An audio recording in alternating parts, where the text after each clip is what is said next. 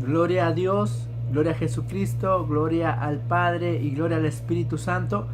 Dios bendiga a todos los amigos de Facebook, de YouTube, a donde quiera que llegue este video. Un saludo y un abrazo fuerte de vuestro hermano Sergio Campos Ramírez, verdad, para el pueblo del Señor y también para los amigos que van a estar mirando este video, donde quiera que llegue este video, verdad.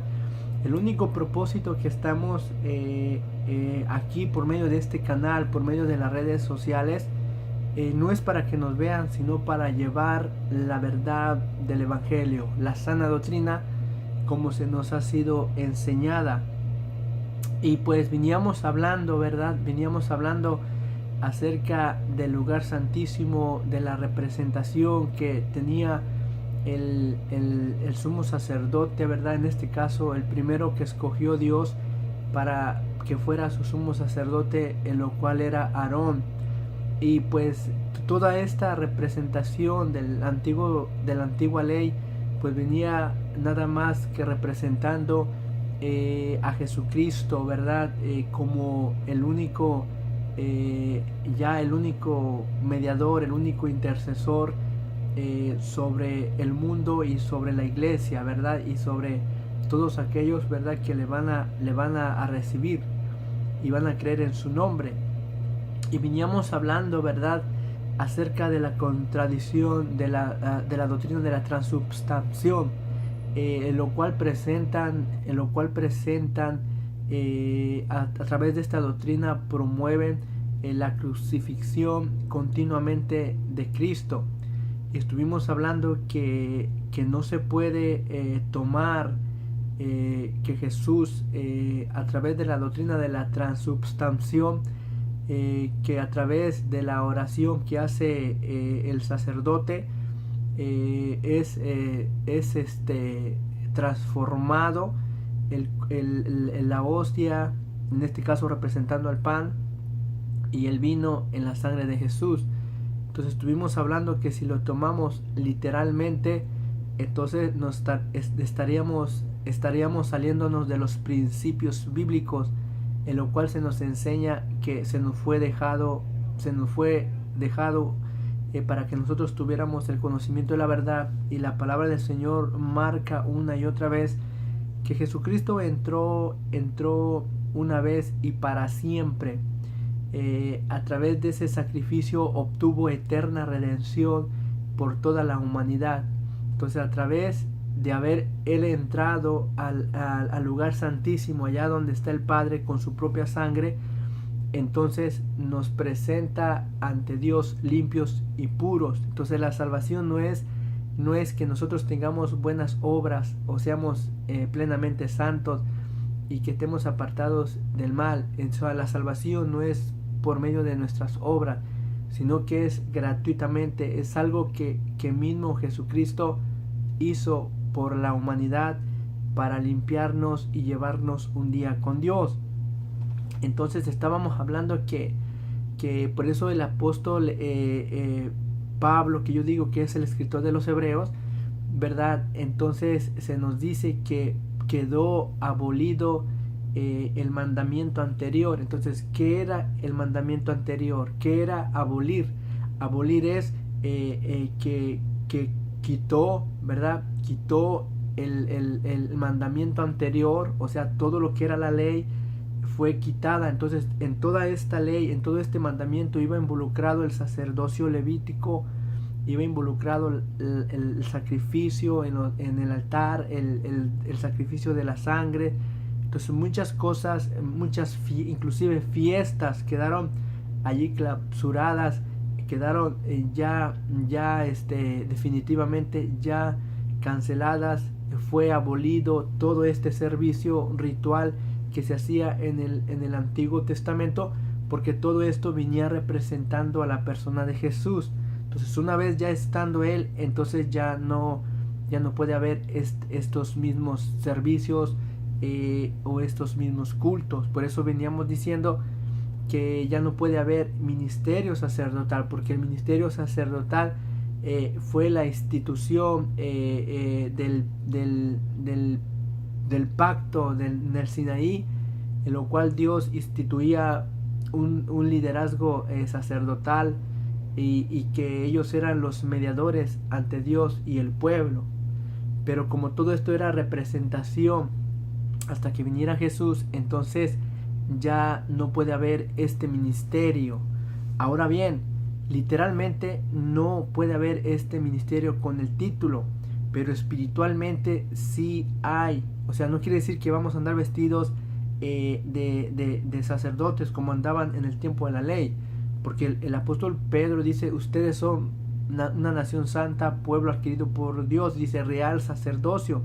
Entonces, a través de la persona de Jesús, Dios levanta un nuevo sacerdocio, pero este sacerdocio es espiritual. O sea, no quiere decir que no hay en el nuevo sacerdocio de Cristo, no hay vestiduras para identificar, vestiduras físicas para identificar este sacerdocio. Este sacerdocio es algo espiritual a través de la persona de Jesús. No es traer una vestimenta para saber que verdaderamente somos sacerdotes. Este término ya es espiritual. Entonces hay cosas en la Biblia que son espirituales y hay cosas que son materiales. Entonces no podemos involucrar una cosa con otra. Y esto pasa exactamente con la doctrina de la transubstanciación. ¿A dónde encontramos esto? Bueno,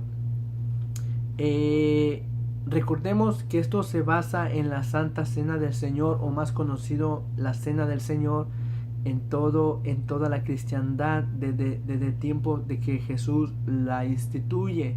Entonces vamos a ver estos puntos que son muy importantes para poder entender. Jesús instituye la cena, o sea, su cena o su propia cena, pero vamos a ver algo que sucede ahí que no es como nosotros creemos, o no es como a nosotros nos lo presenta. Jesús está hablando en un sentido simbólico y está hablando en forma representativa. Entonces ya voy a entrar a lo que es en Lucas, en el capítulo, voy a dar el capítulo para aquellos que quieran corroborar. El capítulo Lucas 22, el capítulo de Lucas 22, el verso 17, dice así la palabra del Señor: habiendo tomado la copa, bueno, voy a leer desde el 14. Me gustaría leer todo el capítulo para poder entender, pero vamos a ir poco a poco. Esto es un tema muy largo, pero que va a ser de edificación para que nosotros aprendamos. Desde el verso 14 dice: cuando era la hora, se sentó a la mesa y con él los apóstoles, y les dijo: cuánto he deseado comer con ustedes esta Pascua antes que padezca, porque les digo que no la comeré más hasta que se cumpla en el reino de Dios. Y habiendo tomado la copa, dio gracias y dijo: tomad esto y repartidlo entre ustedes, porque os digo que no beberé más del fruto de la vid hasta que el reino de Dios venga. Y tomó el pan y dio gracias y lo partió y lo dio, diciendo: este es mi cuerpo, que por ustedes es dado. Hacer esto en memoria de mí.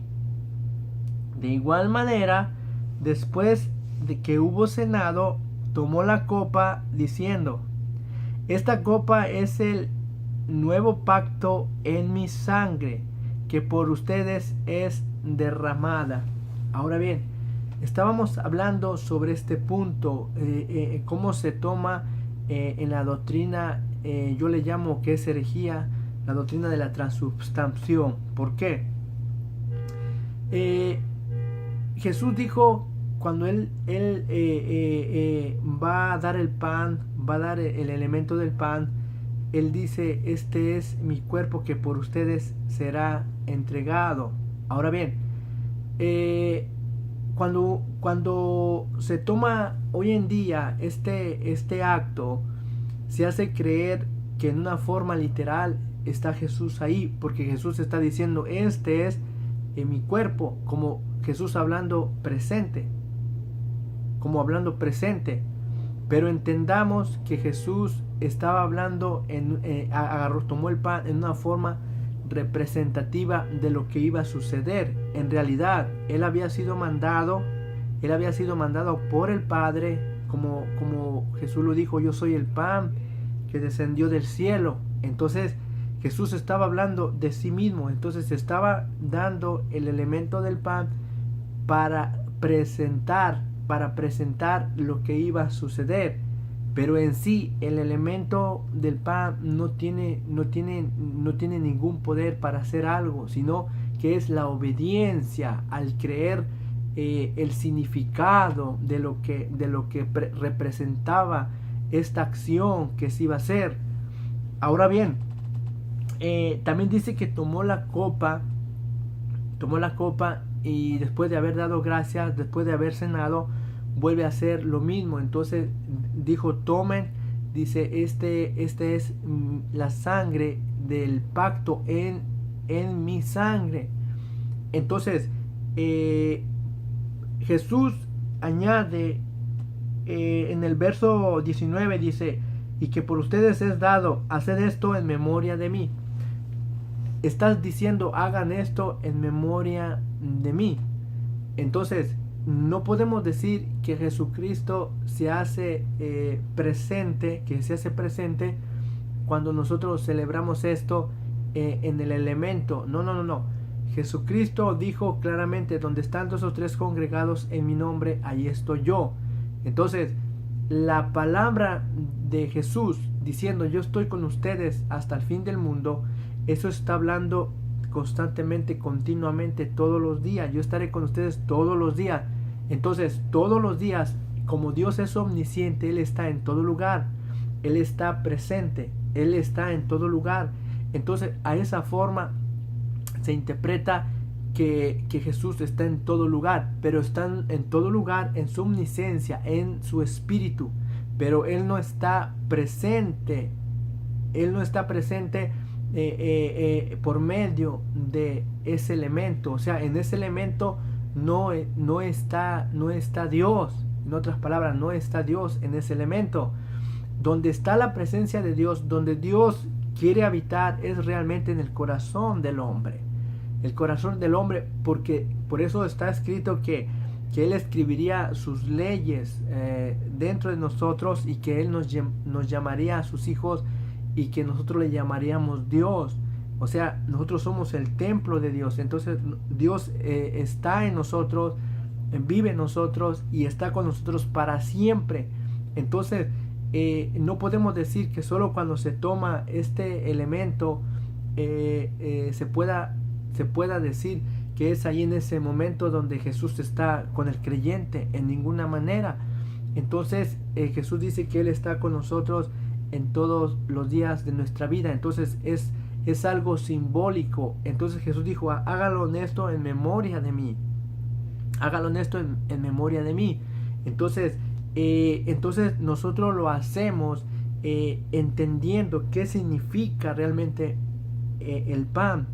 Entonces lo hacemos qué significa realmente el fruto de la vid. Entendemos qué significa. Entonces no podemos decir que significa literalmente que se hace Jesús, porque eso no está indicando. Entonces está indicando que veamos ahora cómo el Señor Jesús fue entregado por nosotros, cómo su cuerpo fue mutilado, fue despreciado, fue escupido, fue humillado, fue azotado, o sea, fue su cuerpo desfigurado, su rostro desfigurado. Entonces eso es lo que estaba indicando. Entonces nosotros tenemos que entender, ver eso, el significado, qué significa realmente en nuestra vida, qué fue lo que hizo realmente para nosotros. Entonces entender que nosotros estábamos destituidos de la gloria de Dios, sin oportunidad de entrar a la presencia de Dios, como veníamos diciendo. Entonces Jesucristo toma el lugar de nosotros, lo cual con su sangre nos perdona y podemos entrar de esa forma a la presencia de Dios. Ahora bien, por eso Jesús instituye este nuevo mandamiento. Entonces, hacerlo en memoria de mí. Ahora bien, cuando nosotros lo hacemos, y lo conmemoramos, porque toda la iglesia, la mayoría de las iglesias tenemos esto como muy solemne, como muy sagrado, como algo grande para nosotros. ¿Por qué? Porque allí está hablando del amor de Dios, de la compasión de Dios. Allí está hablando que como Dios manda a su Hijo y lo manda para hacer un sacrificio por nosotros. Por eso dice el apóstol Pablo: mas Dios muestra su amor para con nosotros en que, siendo aún pecadores, Dios, aún sabiendo que nosotros éramos pecadores, aún sabiendo que éramos de lo peor, a Él no le importó. Entonces Él da a su Hijo en ese sacrificio para que el hombre sea rescatado, y hacer un nuevo pacto, hacer una nueva alianza con el hombre. O sea, volverlo a restaurar, volverlo a llevar al Padre, poderle darle vida, poderle dar perdón. Entonces ese era el significado realmente, en lo cual el Señor está diciendo que lo recordemos cuando lo hagamos. Y eso siempre tiene que estar en nosotros todos los días de nuestra vida. Ahora bien, Jesús estaba hablando que Él tenía muchos deseos de conmemorar esta cena, la Pascua. Entonces tenemos que entender qué era la Pascua, por qué Jesús la iba a celebrar, por qué Dios también había instituido antes que la cena del Señor fuera instituida. Antes Dios ya había instituido la Pascua. Entonces por eso lo que es la Pascua del Éxodo, que Dios manda celebrar la Pascua a su pueblo, tiene alta ligación con Jesucristo. Tiene una representación grande en la persona de Jesucristo. ¿Por qué? Porque Dios había instituido también que esta fiesta que se le llama la Pascua, en lo cual voy a leer en el capítulo 12 cómo Dios instituye esta fiesta que se le llama la fiesta de los panes sin levadura también, o también se le llama panes de aflicción. Entonces quiero entrar un poquito ahí para que entendamos históricamente, bíblicamente, por qué Dios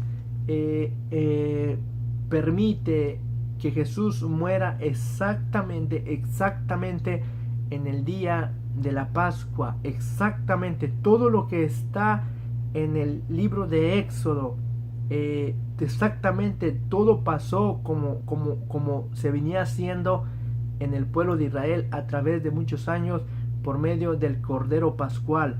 Ahora bien, quiero leer en el capítulo 12 de Éxodo.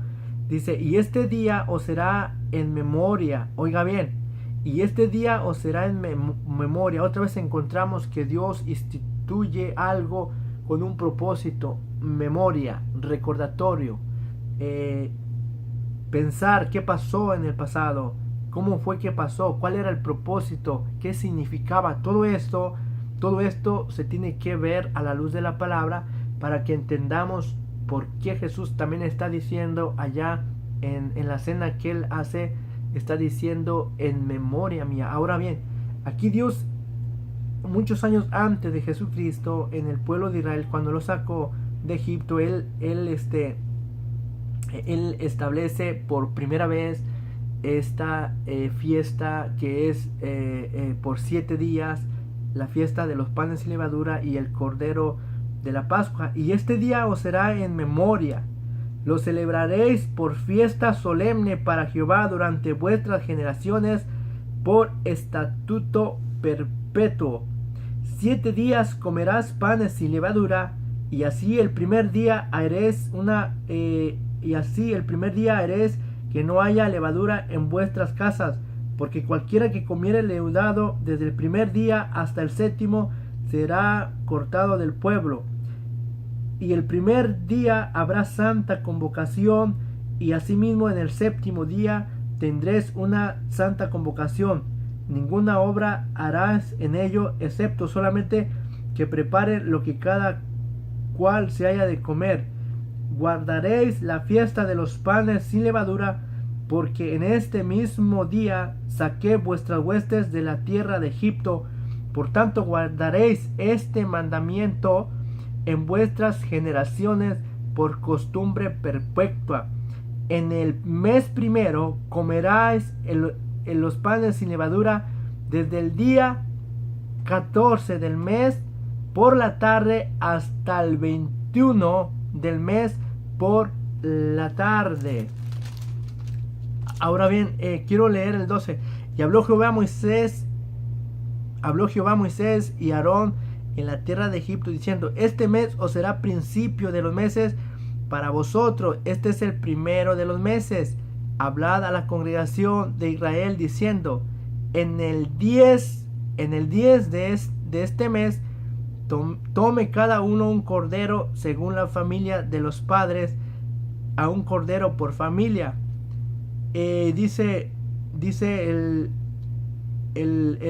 7: y tomarás la sangre y la pondrás en los 2 postes y en el dintel de la casa en que lo han de comer, y aquella noche comerán la carne asada al fuego, panes y levadura con hierbas amargas la comerán, ninguna cosa, y la comerán hasta el 8. Ahora bien, leí mucho para poder entender algunos puntos. Primeramente tenemos que saber qué significa el Pascua. Tenemos que saber qué significa Pascua. Entonces, la Pascua significa pasar por alto. Pasar por algo, en otras palabras, significa perdón. ¿Por qué? Porque Dios iba a pasar destruyendo a todo primogénito sobre Egipto, y al pasar donde mirara la marca o donde mirara la sangre de que había sido pintada los postes de la casa, en las ventanas, entonces allí Jehová no iba a traer juicio, o no iba a haber muerte. Entonces esta fiesta que Dios la instituyó como una de las más importantes, de hecho hasta el día de hoy el pueblo de Israel, los judíos que han regresado a su patria, la celebran. Es muy importante para ellos esto. Entonces se cree que cuando ellos se reúnen conmemorando esta fiesta, ellos se sientan a la mesa, y el padre de familia, según dice la tradición, ¿verdad?, que ellos al sentarse a la mesa, ellos explican qué significaba, explican cuál era los beneficios, explican cómo Dios los había sacado con su mano poderosa y había tenido misericordia, y explica que cómo Dios en una forma pasó por alto sobre ellos, y hubo muerte por toda la tierra de Egipto, pero al obedecer, al hacer eso que Dios les había mandado, tuvieron protección. Entonces eso quiere decir que tuvieron protección, y Dios, cuando iba pasando, ¿verdad?, sobre todo Egipto, a ellos no había llegado el mal, para ellos no hubo destrucción, para ellos no hubo muerte. ¿Por qué? Porque Dios estaba protegiendo a todos aquellos que hubieran obedecido a esta señal. la señal era la sangre. Entonces desde ahí Dios da el inicio, que lo hicieran como memoria. Por eso la palabra ahí aparece, memoria. Entonces eso tendrían que hacerlo por todos los días el pueblo de Israel, por memoria. Ahora bien, los elementos que se usaron o que se usaban en esa cena eran muy importantes, porque cada uno tenía un significado. Por ejemplo, la fiesta duraba 7 días. O sea, la Pascua verdadera del Señor, y que quiere decir pasar por alto. En otras palabras, como dice el apóstol Pablo, y Dios, habiendo pasado por alto los pecados pasados, no tomándole en cuenta al hombre sus pecados. Y es lo que venimos diciendo, que Dios manda a Jesucristo se ofrece y va a hacer un nuevo pacto. Quien le crea o no le crean, Él hace un pacto a sí mismo con el hombre, entrega su propia sangre para que el hombre pueda entrar directamente a Dios, y no tomándole en cuenta Dios al hombre el pecado. Entonces, no, aunque el hombre sea rebelde, aunque el hombre sea de lo peor, aún así Dios mostró esa misericordia y aún así hace un nuevo pacto. Entonces, este nuevo pacto consiste en la persona de Jesús, en el sacrificio de Jesús. Ahora bien, me llama la atención en cómo celebraban esta cena. ¿Por qué tenemos que ir allá? ¿Cómo lo hacían? Para tener una idea lo que Jesús estaba celebrando. Entonces no podemos decir, oh, Jesús iba a celebrar la Pascua, sí, pero tenemos que ver puntos muy importantes sobre esta fiesta, que fue una de las, que es todavía en la actualidad, es una de las más grandes para el pueblo de Israel, lo que es la fiesta, lo que es de los panes sin levadura, es algo muy importante. Entonces, uno de los elementos que Dios ordenaba era asar el cordero, y tenía que ser asado entero, ningún hueso tenía que ser roto. Y todo esto nos está hablando de la persona de Jesús, porque Jesús, cuando muere en la cruz, dice que ningún hueso de su cuerpo fue roto. Entonces ahí nos está hablando que Dios nos estaba ya desde antes, ese cordero que venía en una forma representando a Jesús, y que el cordero, que la sangre que sacaban del cordero cuando era degollado, esa sangre venía representando cómo Dios un día iba a pasar por alto todo el pecado de la humanidad y no tomarles en cuenta su pecado. Entonces hay muchas cosas en lo que es en la palabra del Señor, que tenemos que ir allá para poder entender por qué Jesús celebraba esto, y por qué Dios a través de este sacrificio pascual nos está hablando de antemano, nos estaba hablando de lo que iba a suceder en el futuro cuando Jesucristo viniera. Entonces, otro elemento que podemos ver en lo que era esta cena, era que se comía con hierbas amargas. ¿Por qué las hierbas amargas? Entonces, las hierbas amargas, recuerden que las hierbas amargas era para que el pueblo no olvidara toda la aflicción que pasaron en Egipto, los sufrimientos, y para que no se olvidaran de cómo Dios los trajo por el desierto, cómo Dios tuvo misericordia, y para que el pueblo no se le olvidara y pudiera tener agradecimiento de donde Dios los había sacado, y que tuvieran en cuenta presente todo eso. Por eso, cuando cada vez que se celebraba la Pascua cada año, donde se hacía en la casa, se reunía la familia, y tenían una larga conversación. Era como un ritual que se hacía en la casa, algo solemne. ¿Por qué? Porque iban a recordar momentos que vivieron en el pueblo, momentos que vivió el pueblo. Entonces se decía que todo aquel que celebrara la Pascua en generación, tenían que sentirse como que si ellos mismos hubieran cruzado el Mar Rojo, como si ellos mismos hubieran estado presentes, para que ellos pudieran sentir y poder conmemorar esta grande fiesta como Dios lo había mandado. Entonces eso nos recuerda, ¿verdad?, el sufrimiento de Jesús, aun cuando estuvo en la cruz. Cuando estaba en la cruz, que le dieron a beber vinagre, ¿verdad? Le querían dar eso, pero él no aceptó. ¿Por qué él no aceptó? Porque él quería entrar, llevar su sacrificio perfecto y presentarlo delante del Padre. Entonces podemos ver que en la Pascua hay elementos que nos hablan, tienen mucha relación en cuanto a la persona de Jesús. Entonces también nos habla esta fiesta duraba 7 días, pero era muy importante guardarlos al pie de la letra. Y otra cosa que tenían que guardar al pie de la letra era los panes sin levadura. O sea, no tenía que haber levadura sobre esos 7 días en todas las casas. Todas las casas tenían que ser limpiadas, sacar toda la levadura.